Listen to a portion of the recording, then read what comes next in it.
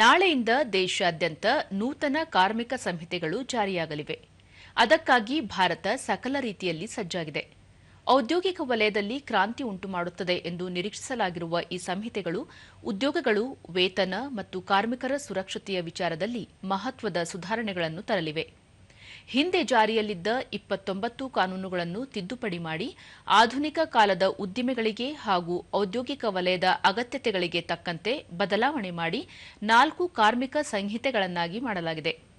ಅವುಗಳೆಂದರೆ ವೇತನ ಸಂಹಿತೆ 2019, ಕೈಗಾರಿಕಾ ಸಂಬಂಧಗಳ ಸಂಹಿತೆ 2020, ಸಾಮಾಜಿಕ ಭದ್ರತಾ ಸಂಹಿತೆ 2020 ಮತ್ತು ಔದ್ಯೋಗಿಕ ಸುರಕ್ಷತೆ, ಆರೋಗ್ಯ ಮತ್ತು ದುಡಿಯುವ ಸ್ಥಿತಿಗತಿ ಸಂಹಿತೆ 2020. ಈ 4 ಸಂಹಿತೆಗಳಡಿ ವೇತನ ಹೆಚ್ಚಳ, ಸಕಾಲಕ್ಕೆ ವೇತನ ಪಾವತಿ, ಗರಿಷ್ಠ ದುಡಿಯುವ ಸಮಯದ ಮಿತಿ, ಗಿಗ್ ಕಾರ್ಮಿಕರು ಸೇರಿದಂತೆ ಎಲ್ಲಾ ಅಸಂಘಟಿತ ವಲಯದ ಕಾರ್ಮಿಕರಿಗೆ ಸಾಮಾಜಿಕ ಭದ್ರತೆ ಒದಗಿಸುವುದು, ಮಹಿಳೆಯರಿಗೆ ರಾತ್ರಿ ಪಾಳಿಯಲ್ಲೂ ಸುರಕ್ಷತಾ ಕ್ರಮಗಳೊಂದಿಗೆ ಕಾರ್ಯನಿರ್ವಹಿಸಲು ಅವಕಾಶ ಮಾಡಿಕೊಡುವುದು ಸೇರಿದಂತೆ ಹಲವು ಸುಧಾರಣಾ ಕ್ರಮಗಳನ್ನು ಇವು ಒಳಗೊಂಡಿವೆ.